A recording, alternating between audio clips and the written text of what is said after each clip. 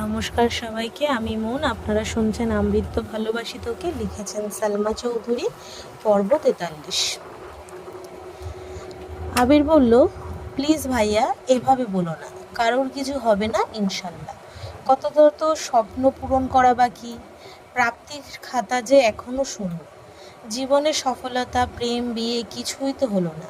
এই জীবনে কি পেলাম আমি? আমার কতদিনের ইচ্ছা মামা ডাক শোনার, সেই ইচ্ছেটাও তো কেউ পূরণ করছে না। তানভীরের কথা শুনে আবির শুকনো মুখে বিষম খেল।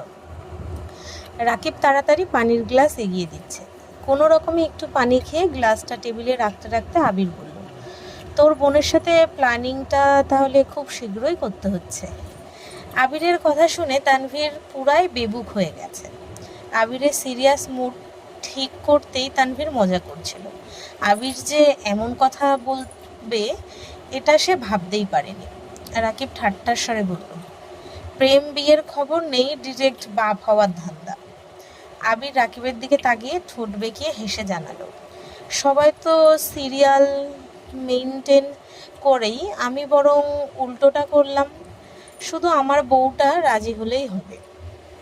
তানভীর আর রাকিব দুজনেই হাসছে, সেই সাথে আবিরও। বেশ কিছুক্ষণ চলল এইসব ফাজলাম। আবিরের জুনিয়র তানভীরকে মামা ডাকবে নাকি চাচ্চু, সেই নিয়েও আলাপ আলোচনা চলল। খানিকক্ষণ বাদে তানভীর স্বাভাবিক কণ্ঠে জিজ্ঞেস করলো, ভাইয়া, বন্যা কি আমার জন্য ঠিকঠাক? আমি আবারও ভুল পথে পা বাড়াচ্ছি না তো? আবির বলল, দেখ ভাই, সিদ্ধান্ত নেওয়ার ক্ষমতা আমাদের কাছে, কিন্তু সেই সিদ্ধান্ত সঠিক নাকি ভুল তা বলার ক্ষমতা আমাদের নেই। বন্যা মেয়েটা খুব ভালো, তাই কথায় এই কথায় কোনো ভুল নেই, কিন্তু তোকে আর একটু সাবধান হতে হবে। আমি জানি তুই ওর জন্য নিজেকে প্রতিনিয়ত পরিবর্তন করার চেষ্টা করছিস, তারপরে একটু কেয়ারফুল থাকিস। রেগে গেলে যে উল্টাপাল্টা আচরণ করিস, সেটার প্রভাব যেন কোনোভাবেই তার উপর না পড়ে। প্রয়োজন অপ্রয়োজনে একটু খোঁজ খবর নিবি। জানিস তো, মেয়েরা সুদর্শন পুরুষের থেকেও দায়িত্বশীল পুরুষের প্রেমে বেশি পড়ে। দুপুর পেরিয়ে বিকেল হয়ে গেছে, দুই ভাইয়ের কথা ফুরাচ্ছে না। এর মধ্যে ফুপ্পি আবিরকে কল দিয়েছিল। দুই ভাই ফুপ্পির সঙ্গে কথা বলেছে। আবির আর তানভীর যত ব্যস্তই থাকুক না কেন, সপ্তাহে অন্তত পক্ষে একদিন হলেও ফুপ্পির সাথে দেখা করে আসে। আসিফ ভাইয়া এখনো দেশে ফেরেনি, তবুও জান্নাতের একাই দুবাড়িতে যাতায়াত করতে হয়। একদিকে রাকিবদের একমাত্র বোন, অন্যদিকে ওই বাড়ির বৌমা। জান্নাত সবারই খুব আদরের, বিশেষ করে মাহমুদা খানের চোখের মণি। শাশুড়ি সর্বক্ষণ বৌমাকে চোখে হারায়। বিকেলে খাওয়া দাওয়া করার সময় তানভীর কৌতূহল নিয়ে প্রশ্ন করল, ভাইয়া, একটা কথা জিজ্ঞেস করি? আবির বলল, কি কথা? তানভীর বলল, 3 দিন তুমি কোথায় ছিলে? আবির বলল, তোকে নিয়ে যাবো নে, নিজেই দেখে আসিস কোথায় ছিলাম। তানভীর বলল, আচ্ছা। অফিসের কাজ শেষ করা পর্যন্ত তানভীর অফিসেই ছিল। যতটুকু পেরেছে নিজেও হেল্প করেছে। অফিস শেষে রাকিব সহ তানভীর আর আবির ঘুরতে বেরিয়েছে, সেখান থেকে বাসায় ফিরছে প্রায় 8টার দিকে। মেঘ সোফায় বসে টিভি দেখছিল। আবির পকেট থেকে একটা কিটক্যাট চকলেট বের করে সোফার সামনে রাখা টি টেবিলে ঠিক মেঘের সামনে রাখল। মেঘ চকলেটের দিকে তাকিয়ে রাগী স্বরে বলল, আমি খাবো না চকলেট। আবিরের ভারী কণ্ঠের জবাব, না খেলে ফেলে দে। মেঘ সঙ্গে সঙ্গে চকলেটটা হাতে নিয়ে ছুঁড়ে ফেলে দিয়েছে। আবির তীক্ষ্ণ দৃষ্টিতে খানিক চেয়ে রইল, পরেক্ষণেই নিজের রুমের দিকে চলে যাচ্ছে। তখনই রুম থেকে আদি আসছে। ফ্লোরে চকলেট পড়ে আছে দেখে চকলেট হাতে নিয়ে মেঘের কাছে ছুটে এসে প্রশ্ন করল, মেঘাপু, চকলেটটা কার? মেঘ বলল, খেতে ইচ্ছে হলে খেয়ে ফেল। আদি বলল, থ্যাংক ইউ মেঘাপু। বলেই আদি চকলেটের প্যাকেট ছিঁড়তে ছিঁড়তে রুমের দিকে চলে গেছে। আবির উপর থেকে সেটা দেখে নিজের রুমে ঢুকে গেছে। মেঘ অত্যন্ত জেদি একটা মেয়ে, যা বলবে তাই করবে। কোনো কিছু খাবে না বললে দুনিয়া উল্টে গেলেও খাবে না। আবার কোনো জিনিস লাগবে মানে লাগবেই। মালার প্রতি তার রাগ অনেক দিন যাবত। এই দিন রাতে কল দেওয়ার পর থেকে সেই রাগ এখন কন্ট্রোলহীন হয়ে গেছে। রাত 12টার পর কোনো মেয়ে কারণ ছাড়া কোনো ছেলেকে কল দেয় না। যদি এমনটাও হয় যে আবির মালাকে পছন্দ করে না, এমনকি তার হাতে আশিক নামটাও আবিরই লিখিয়েছেন, তবে কেন মালা আবারও আবিরকে কল দেবে? আর আবিরই বা কেন মালাকে ব্লক করছে না? মূলত এই জিদে মেঘ এমন আচরণ করছে। 9:30 নাগাদ তানভীর বন্যার নম্বরে কল দিয়েছে। দুবারের বেলায় কলটা রিসিভ হলো। বন্যা সঙ্গে সঙ্গে সালাম দিয়েছে। তানভীর সালামের উত্তর দিয়ে কিছুটা রেগে প্রশ্ন করল, তোমার চোখে কি কোনো সমস্যা আছে?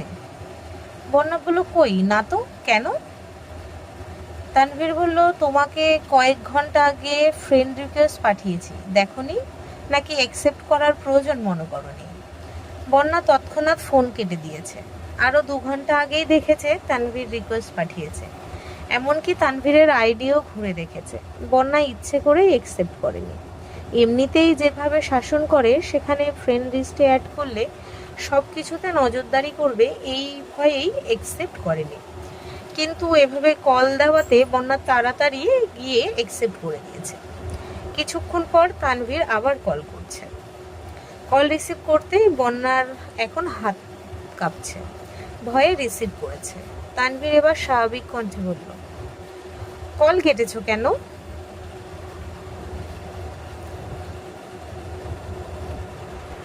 বন্যা বলল, অ্যাকসেপ্ট করছি।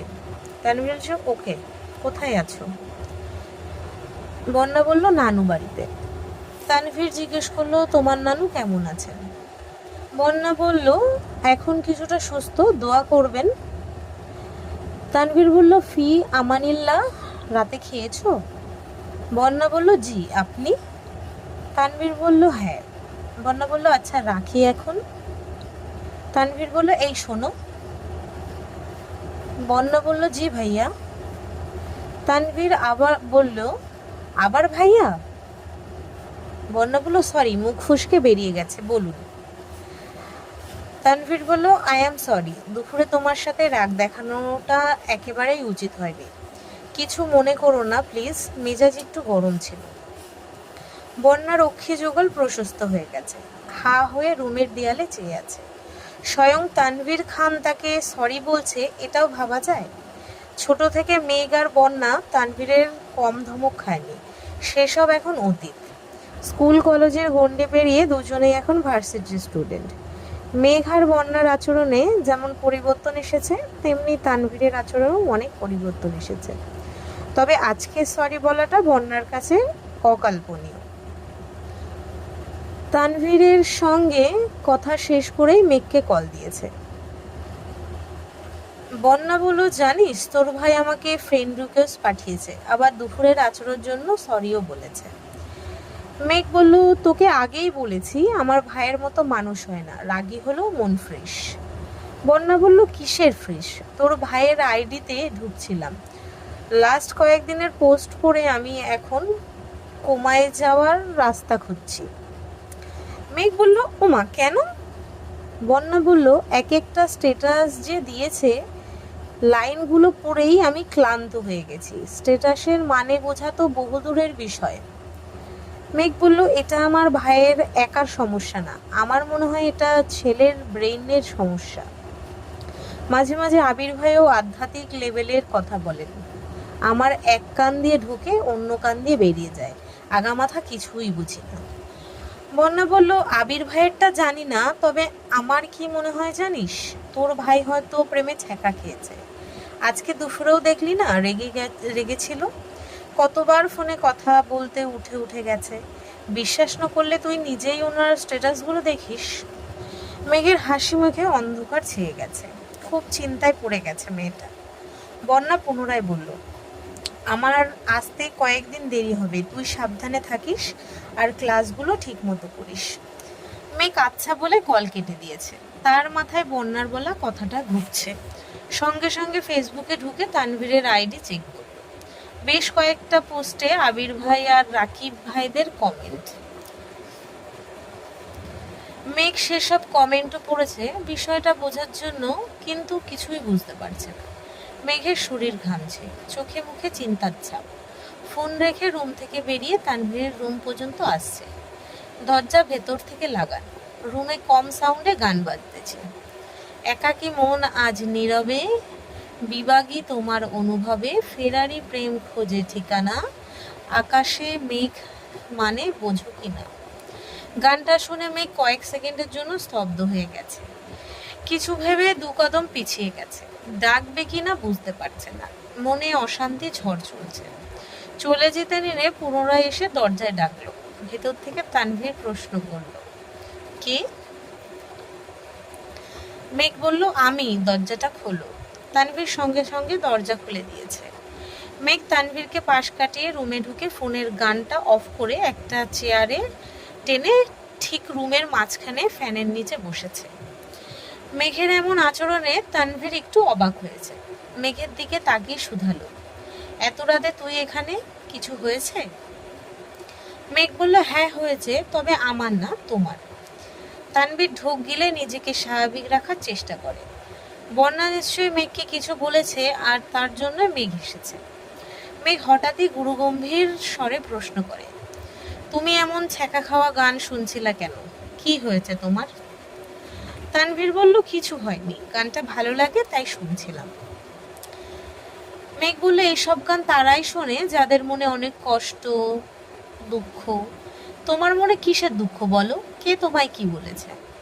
তানভীর মৃদু হেসে জবাব দেয়, আমায় আবার কে কি বলবে? কিছু হয়নি আমার, টেনশন করিস না। মেঘ বলল, টেনশন তো করতেই হবে, দুপুর থেকে তোমার মধ্যে অস্বাভাবিকতা লক্ষ্য করছি। বাই এনি চান্স তোমার কি তার সঙ্গে কোথাও দেখা হয়েছিল? তানভীর বলল, কার সঙ্গে? মেঘ বলল, তোমার অতীত, যার জন্য তুমি এখনো এসব গান শুনতেছো।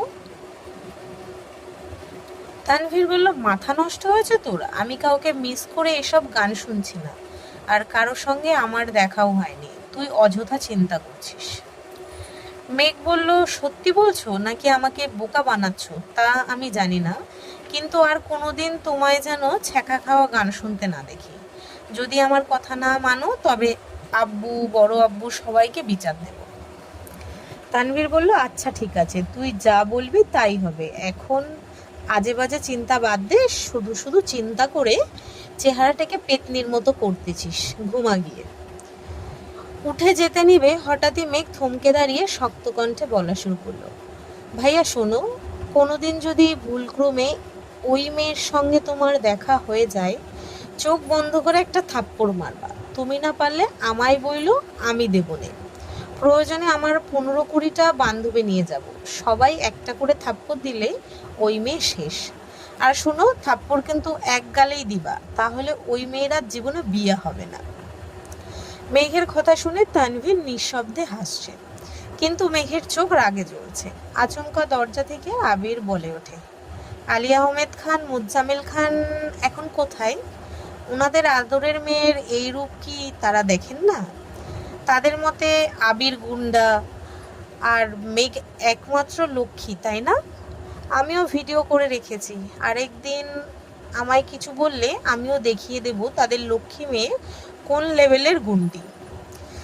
মেঘ চোখ গোল গোল করে আবিরের দিকে তাকিয়ে আছে। আবির মিটিমিটি হাসছে। মেঘ গাল ফুলিয়ে শ্বাস ছেড়ে রাগী স্বরে বলল, ডিলিট করুন ভিডিও।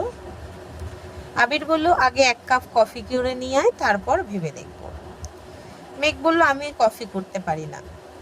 মেঘ মনে মনে বিড়বিড় করে বলল, আমি কেন কফি করব? রাত 12টার পরে যার সাথে কথা বলেন তাকে বলতে পারেন না? আবির কোমল কণ্ঠে বলে, পারি না বললে কিভাবে হবে, শিখতে হবে তো। আবির বলল, আমি শিখিয়ে দিচ্ছি, বানিয়ে নিয়ে আয়। মেঘের ইচ্ছে না থাকা সত্ত্বেও কফি বানাতে যাচ্ছে। আবির পুনরায় ডেকে উঠল, সাবধান, হাত পুড়ায়েন না যেন আবার। আবির তানভীরের সাথে 2 মিনিট কথা বলে দ্রুত নিচে আসছে। মেঘ ততক্ষণে গ্যাসে পানি গরম দিয়েছে মাত্র। আবির রান্নাঘরে এসে শান্ত কণ্ঠে বলল, যা, আমি করতেছি। মেঘ বলল, আপনি যদি করবেন তবে আমায় পাঠাইছিলেন কেন? আবির বলল, তোরে কিছু বললে তোর ভয় লাগে, যদি হাত পা পুড়ায় ফেলিস তাহলে তো জীবনের জন্য আমার কফি খাওয়া বন্ধ হয়ে যাবে। মেঘ বললো এখন ভিডিওটা ডিলিট করুন। আবির বললো ভিডিও করেই নি, ডিলিট কি করব। মেঘ বলল মানে আপনি আমার সাথে ফাজলামো করছেন? আবির বলল জি ম্যাম। মেঘ রাগে আবিরের মুখের পানে চেয়ে আছে। আবির মুচকে এসে শুধালো, রাগ করছেন? মেঘ রাগে ফুঁসছে। আবির পুনরায় বলল, রাগটা কি একটু কমানো যায় না? মেঘের রাগ দ্বিগুণ বেড়ে গেছে। রাগে গজগজ করতে করতে বলে, আমার রাগে কার কি যায় আসে? আবির নরম স্বরে বলল, সরি। মেঘ ভেংচি কেটে চলে যেতে নিলে আবির ডেকে বলে, কাল বিকেলে রেডি থাকিস, একটা জায়গায় নিয়ে যাব। মেঘ বলল আমি যাব না। আবির বলল কেন? মেঘ বলল আমায় কোথায় যাওয়ার মুড নেই, তাও আবার আপনার সাথে। আবির বলল ঠিক আছে, আমার সাথে না গেলে তানভীরের সঙ্গে যাস। মেঘ বলল কারোর সাথেই যাব না। আবির বলল না গেলে কিন্তু স্পেশাল কিছু মিস করবি। মিস যদি না করতে চাস তাহলে কালকের জন্য রাতটা পাশের বাড়িতে রেখে তানভীরের সঙ্গে চলে যাস। মেঘ বলল আমি যাব না মানে যাবই না। মেঘ রাগে কটমট করতে করতে চলে যাচ্ছে। আবির পেছন থেকে আবারও ডেকে বলে, ভেবে দেখিস রাতটা পাশের বাড়িতে রাখা যায় কিনা। মেঘ আর পেছন ফিরে তাকায়নি, বিড়বিড় করে বকতে বকতে রুমে চলে গেছে। সকাল থেকে আবির আর তানভীর বাসায় নেই। অফিস 3 দিনের ছুটি, কিন্তু দুই ভাই ভোরবেলা না খেয়েই বেরিয়ে পড়েছে। তানভীর ঠিক 2টার সময় বাসায় ফিরেছে। 1 থেকে 1.5 ঘন্টা মেঘকে বুঝিয়েছে, রিকোয়েস্ট করেছে রেডি হওয়ার জন্য, কিন্তু জেদি মেয়ে যাবে না মানে যাবেই না। আবিরের প্রতি খুবই কমছে না তার। আবির ভাইকে দেখলে একটু আধটু প্রেমানুভূতি জাগলেও তানভীরের কথা মনে পড়তেই সব ভুলে যায়। তানভীর ভাইয়ের মতো তার জীবনটাও না এমন হয়।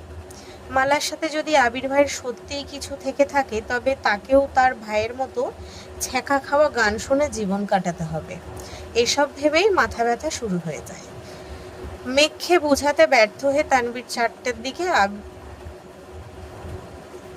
4টার দিকে আবার বেরিয়ে পড়েছে।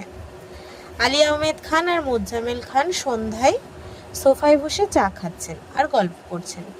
সেই সকালে আবির আর তানভীর বেরিয়েছিল। তানভীর 2 ঘন্টার জন্য বাসায় ফিরলেও আবির সারাদিনেও ফেরেনি। বিষয়টা 2 ভাইয়েরই নজরে পড়েছে। আবিরের আম্মুকে জিজ্ঞেস করেছে, উনিও জানেন না।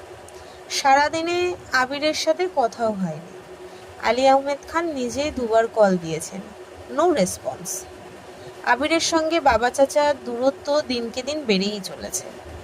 আবির টাইম মতো অফিসে যায়, নিজের কাজ ঠিকঠাক মতো করে, সেই সাথে বাবা চাচার কাজও একা হাতে সামলায়। কাজের বাইরে 10 মিনিটের জন্য ওনাদের সাথে বসে না, 1 কাপ চা পর্যন্ত খায় না, প্রয়োজনের বাইরে কোনো কথাও বলে না। অথচ একটা সময় পর্যন্ত আবির যা করত সব আব্বু আর চাচ্চুকে জানিয়ে করত। বাইরে থাকাকালীনও রেগুলার আব্বু আর চাচ্চুর সঙ্গে কথা হতো। গত 1.5 বছরে ছেলের এত পরিবর্তন মেনে নিতে পারছেন না আবিরের আব্বু। প্রায় 2 ভাই এই বিষয় নিয়ে কথা বলেন, কিন্তু এর কোনো সমাধান পায় না। রাত 9টার দিকে আবির কয়েক বক্স মিক্সটি নিয়ে বাসায় আসছে। একটা বক্স হাতে নিয়ে উপরে সোজা মেঘের রুমে হাজির হয়েছে। মেঘ জামা প্রিন্ট করছিল। হঠাৎ পেছন ঘুরতেই আবিরকে দেখে আঁতকে ওঠে। আবির ঠিক তার পেছনে দাঁড়ালো। আবির একটা মিষ্টি হাতে নিয়ে নরম স্বরে বলল, নে হা কর। মেঘ বলল, কিসের মিষ্টি? আবির বলল, হা করতে বলেছি। ভারী কণ্ঠ শুনে মেঘ হা করে মিষ্টিটা মুখে নিল। আবির দ্বিতীয় মিষ্টিটা 2 আঙ্গুলে নিতে নিতে গম্ভীর কণ্ঠে বলল, তুই যদি কথা মানতি তাহলে জানতে পারতি কিসের মিষ্টি। যেহেতু যাসনি, তাই এ বিষয়ে তোকে আপাতত আর কিছুই বলবো না। আবির আরেকটা মিষ্টি মেঘকে খাইয়ে দিয়ে বক্সটা টেবিলের উপর রেখে চলে গেছে। আজ সকাল থেকে বাড়িতে মানুষের ভিড়। আবিরের রুমে কাজ করাবে।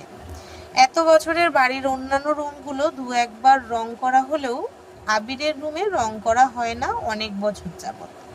রং করলে ছেলের স্মৃতি মুছে যাবে বলে মালিয়া খান কড়া নির্দেশ ছিল, আবিরের রুমে কোনো রকমের কাজ করানো হবে না। আবির ফিরেছে অনেক দিন, তবুও রং করানো হয়নি। মায়ের অনুমতি নিয়েই রুমে কাজ চড়াচ্ছে। পুরাতন কিছু জিনিসপত্র সরিয়ে নতুন জিনিস আনা হচ্ছে। রুমে এসি লাগানো হচ্ছে।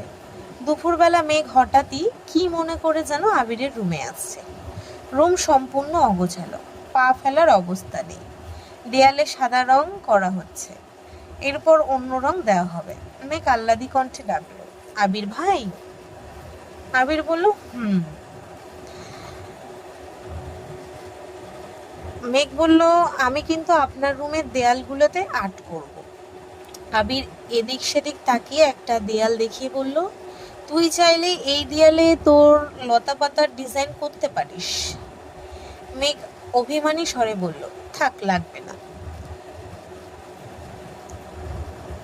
হ্যান্ড পেন্টিংয়ের কাজ শিখছে, তাই মান অভিমান সাইডে রেখে এসেছিল প্রিয় মানুষের রুমটাকে নিজের মতন করে সাজাতে।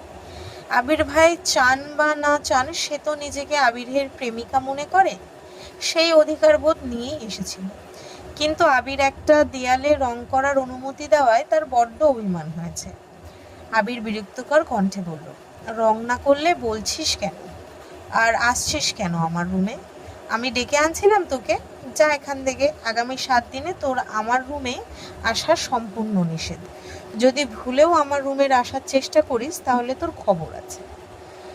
রুমে কয়েকজন মিলে রং করছিল। সবার সামনে এভাবে কথা বলায় মেঘ খুব অপমানিত হয়েছে। কাঁদতে কাঁদতে বলে, আপনার রুমে আসছি বলে কি মহাভারত অশুদ্ধ হয়ে গেছে? আবির বলল, হ্যাঁ হয়েছে, একদম কাঁদবি না, যা এখান থেকে। মেঘ কাঁদতে কাঁদতে বেরিয়ে যেতে নিলে, কিসের সঙ্গে হোঁচট খেয়ে পড়তে নিলে, নিজেকে সামলাতে এক হাত দরজায় আর এক হাত সদ্য রং করা দেয়ালে রেখে কোনো রকমে পড়ে যাওয়ার হাত থেকে বেঁচেছে। স্বাভাবিক হয়ে মেঘ পেছন ফিরে তাকিয়েছে। আবির যেন দেখেও না দেখার ভান করে আছে। একটা জলজান্ত মানুষ পড়ে যেতে নিচ্ছিল, অথচ তার ধরার কোনো চেষ্টা নেই। ঠিক আছে কি না জিজ্ঞেস করার কোনো প্রয়োজন বোধ করছে না। এমন আবির ভাইকে মেঘ কখনো চায়নি। আবির ভাইয়ের অ্যাটিটিউডের চেয়েও বেশি ওনার যত্নের প্রেমে পড়েছিল মেঘ। সেই মানুষটা এত পরিবর্তন হয়ে গেছে ভেবেই মেঘ অবাক হয়ে যাচ্ছে। মাথা নিচু করে রুম থেকে বেরিয়ে গেছে। 5 মিনিটের মধ্যে রুমের সাদা রং করা শেষ হয়ে গেছে। কয়েকজনের মধ্যে একজনের নজর পড়ে দরজার পাশে দেয়ালের দিকে। মেঘের হাতের চাপে দেয়ালে স্পষ্ট ছাপ পড়ে গেছে। ছেলেটা রং নিয়ে এগিয়ে আস্তে আস্তে বলে, রংটা দেখা যায় নষ্ট হয়ে গেছে। সমস্যা নেই, আমি এক্ষুনি ঠিক করে দিচ্ছি। আবির গম্ভীর গলায় বলে, সাবধান, ওই ছাপের উপর যেন রং না পড়ে। ভাই, এভাবে রাগ দেখানো ঠিক না। আপনার বোনের হাত বোধহয় ভুলে দেয়ালে লেগে গেছে, এখনো ভেজা আছে, রং দিয়ে দিলেই ঠিক হয়ে যাবে, কিছু বোঝা যাবে না। আবির মুচকি এসে বলে, এই ছাপ ভুল করে হয়নি, আমি ইচ্ছে করেই করিয়েছি। এই রুমটা যার, তার স্মৃতি তো রাখতেই হবে। মেঘ যাওয়ার জন্য পা বাড়াতে যাবে, এমন সময় আবির পা বাড়িয়ে দিয়েছিল, আর আবিরের পায়ের সঙ্গে হোঁচট খেয়ে মেঘ পড়তে নিয়েছিল। ছেলেটা দাঁত কেলিয়ে হেসে বলে, ভাই, উনি কি আপনার ভালোবাসার মানুষ? আবির বলে, হ্যাঁ। তাহলে এত রাগ দেখালেন যে? আবির বলল, কারণ আছে, তুমি কাজ করো। আর হ্যাঁ, ও যেন কোনোভাবেই রুমে না আসে, খেয়াল রেখো। ছেলেটা বলল, আচ্ছা ভাইয়া। 2 দিন হয়ে গেছে আবিরের রুমে রং করা হয়েছে। মেঘ অনিচ্ছা সত্ত্বেও ছাদে যাওয়ার সময় আবিরের রুমের দিকে তাকিয়েছে। আবির বাসায় থাকলে সব সময় দরজা বন্ধ করে রাখে, আর বাসায় না থাকলে রুম তালা দেওয়া থাকে। রুমে তালা দেখে মেঘের মেজাজ আরো বেশি খারাপ হয়। সন্ধ্যার দিকে মেঘ ড্রয়িং রুমে বসে বসে মা কাকিয়াদের সঙ্গে আড্ডা দিচ্ছিল। মেঘ অকস্মাৎ বলে উঠল, বড় আম্মু, তুমি কি জানো তোমার ছেলে যে অবৈধ কাজ করে? মানে, কি বলছিস কি? হ্যাঁ, তাই না হলে বাড়ির মধ্যে এত মানুষ থাকা সত্ত্বেও ওনার রুমে তালা দিয়ে রাখতে হয় কেন বলো? আবির রুম তালা দিয়ে রাখে? হ্যাঁ, অবশ্য। বিশ্বাস না হলে উনি বাসায় না থাকলে দেখে আইসো। আচমকা মাথায় গাঁটটা খাওয়ায় মেঘ উফ করে বলে, পেছন দিকে তাকাতেই দেখে আবির দাঁতে দাঁত চেপে দাঁড়িয়ে আছে। কণ্ঠস্বর দ্বিগুণ ভারী করে বলে, রুমে তালা দিয়ে রাখছি বলে কি আমি অবৈধ ব্যবসা করি? এমন কেন লজিক? আচ্ছা, আমি কি অবৈধ কাজ করি বল? না বলতে পারলে তোর একদিন কি আমার একদিন। মেঘ মেঘ মাথায় হাত ঘষতে ঘষতে বলল, আপনার ব্যবসা আপনিই ভালো জানেন। মেঘ উঠতে নিলে আবির ধমক দিয়ে বলে, সব বিষয় নিয়ে ফাজলামি করবি না। তোদের যন্ত্রণায় রুমে তালা দিয়ে রেখেছিলাম। আমার রুমে অনেক গুরুত্বপূর্ণ কাগজপত্র আছে, যার মধ্যে একটা কাগজ হারালে সেটাকে খুঁজে বার করা জীবনেও সম্ভব হবে না। সেগুলো যেন নষ্ট করতে না না পারিস, তার জন্যই তালা দিয়েছি। মেঘ মাথা নিচু করে চেয়ারে বসে আছে। ইদানিং আবির ভাইয়ের সাথে ঝামেলা একটু বেশিই হচ্ছে। মজা করে কিছু বললেও আবির ভাই কেমন যেন সিরিয়াস হয়ে যায়। আবির এক কাপ কফি হাতে নিয়ে সোফায় গিয়ে বসেছে। ল্যাপটপে কাজ করছিল। মেঘ কিছুক্ষণ বসে থেকে রুমে চলে যাচ্ছে। সিঁড়ি দিয়ে ওঠার পথে হঠাৎই নজর পড়ে ল্যাপটপের পাশে রাখা আবিরের ফোনের দিকে। ফোনে একটার পর একটা কল আসছে। আবিরের সেদিকে কোনো নজর নেই, মনোযোগ দিয়ে কাজ করছে আর কফি খাচ্ছে। মেঘ 3টা সিঁড়ি নিচে নেমে দেখার চেষ্টা করছে কার কল আসছে। সূক্ষ্ম দৃষ্টিতে তাকিয়ে কোনো রকমে শিওর হলো কলগুলো মালা আপুর নাম্বার থেকে আসছে। মেঘের মেজাজ খারাপ হতে 2 সেকেন্ড সময় লাগলো না। আবির ভাইয়ের সঙ্গে সম্পর্কের অবনতির মূলে এই মালা আপু। মেঘ রাগে গজগজ করে নিজের রুমে চলে গেছে, কিন্তু রুমেও স্থির হতে পারছে না।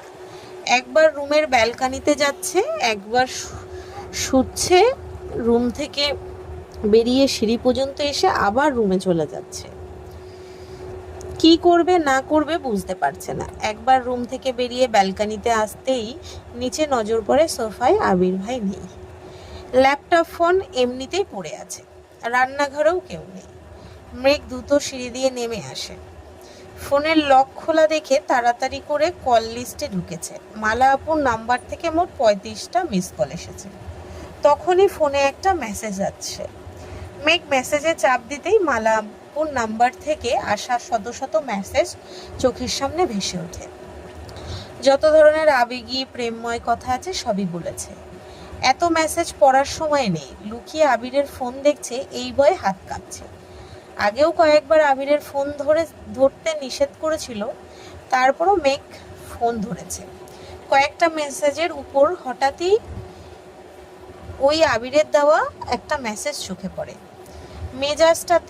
মেসেজটাতে লেখা ছিল, তোকে আর কিভাবে বললে তুই বিরক্ত করা বন্ধ করবি বল।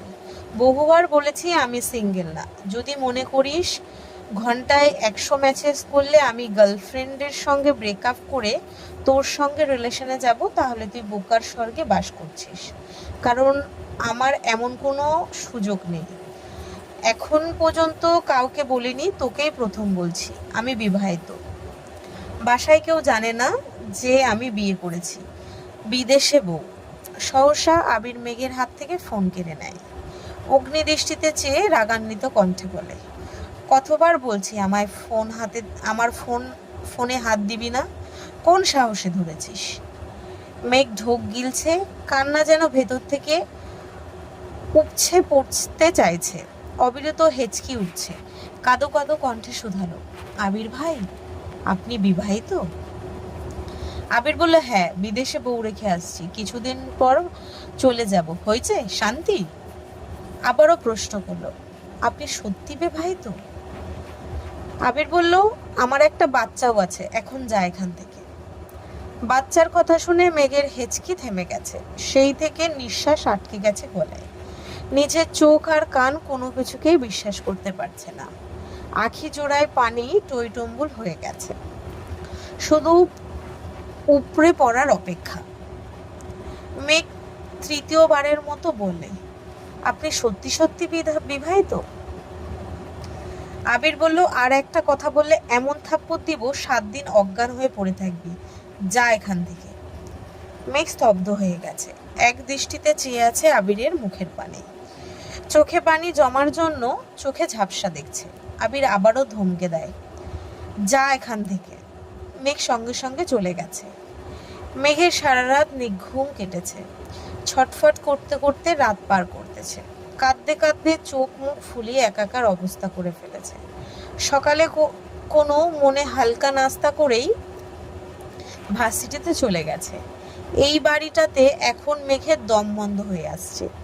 একটা ক্লাস কোনো মতে করেছে, ক্লাসও বিরক্ত লাগছিল, তাই মাঠে ছিল। মিনহাজ, তামিম, মিষ্টি, সাদিয়া ক্লাস শেষ করে মেঘের কাছে এসে বসেছে। বন্যা এখনো নানু বাড়ি থেকে ফেরেনি, তাই অসহায় মেঘের কষ্ট শেয়ার করার মতনও কেউ নেই।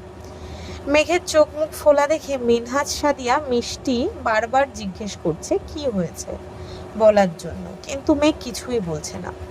ওদের জোড়াজুড়িতে মেঘ শেষমেশ বলছে, আমি যাকে ভালোবাসি তিনি অলরেডি বিবাহিত আর এক বাচ্চার বাপ। সাদিয়া, মিষ্টি দুজনেই আর্তনাদ করে ওঠে। মিনহাজ মনে মনে খুব খুশি হয়েছে, এ যেন মেঘনা চাইতে জল। ওদের জোড়াজড়িতে মেঘ কয়েকদিনের ঘটে যাওয়া বিস্তারিত ঘটনা বলেছে। এদের মধ্যে মিষ্টি খুব তেড়া। মিষ্টি কপাল গুটিয়ে বলা শুরু করে, এত কিছু পরেও তুই ওই বাড়িতে আছিস কেন? আমি হলে তো কবেই বাড়ি থেকে চলে আসতাম। চোখের সামনে প্রিয় মানুষ অপ্রিয় হওয়ার চেয়ে চোখের আড়ালে যা খুশি করতে থাকুক। ওই যে তোর এত কষ্ট, খারাপ লাগা, কিছুদিন দূরে থাকলে দেখবি সব ভুলে গেছিস। তুই এক কাজ কর, তুই হোস্টেলে সিট নিয়ে আনে, আমাদের সঙ্গে হোস্টেলে থাকবি, আমরা একসাথে ঘুরবো ফিরবো, আড্ডা দেবো, পড়াশুনো করব, দেখবি তোর মাথা থেকে ওনার ভূত একেবারে চলে যাবে, তখন আর আবেগ কাজ করবে না। মেঘ আবারও কান্না শুরু করেছে। ওরা সবাই বুঝিয়েছে মেঘকে শান্ত করতে পারছে না। কাঁদতে কাঁদতে হিজাব অর্ধেক ভিজিয়ে ফেলেছে, চোখ মুখ লাল টকটকে হয়ে গেছে। সাদিয়া, মিষ্টি, মিনহাজ, তামিম প্রায় ঘন্টাখানিক বুঝিয়েছে। তাদের সব কথার মূল কথা মেঘ যেন বাড়ি থেকে চলে যায়। মেঘ হোস্টেলে আসলে মিনহাজের জন্য বেশ সুবিধা হবে, তাই মিনহাজ আরও বেশি উৎসাহ দিচ্ছে। শেষ পর্যন্ত মেঘ মন স্থির করছে সে বাড়ি ছেড়ে চলে আসবে। ভার্সিটি কোচিং করার সময় একবার মন স্থির করেছিল ভার্সিটিতে চান্স পেলে বাড়ি ছেড়ে চলে যাবে, কিন্তু আবির ভাইয়ের আবেগে জড়িয়ে এতদিন বাড়ি ছাড়ার ইচ্ছে হয়নি। তবে ইদানিং আবির ভাইয়ের আচরণ প্রতিনিয়ত মেঘকে কষ্ট দিচ্ছে। গতকালের বলা কথাটা মেঘ পুরোপুরি বিধ্বস্ত হয়ে গেছে। এমন অবস্থায় তার পক্ষে একই বাড়িতে আবিরের মুখোমুখি চলাফেরা করা কোনোভাবেই সম্ভব না। তাই সিদ্ধান্ত নিয়েছে সে সত্যি হোস্টেলে চলে যাবে। স্যারের সাথে কথা বলে ফর্মও নিয়ে গেছে। আজকের পর্ব এই অবধি। যদি সবার ভালো লাগে লাইক, কমেন্ট, শেয়ার করো। যদি ইউটিউব থেকে শুনছো তো সবাই সাবস্ক্রাইব করে দিও। যদি ফেসবুক থেকে শুনছো তো পেজটাকে ফলো করো। আরও ভিডিও পেতে সবাই পেজটাকে একটু ফলো রেখো। আজ আসছি, ধন্যবাদ সবাইকে।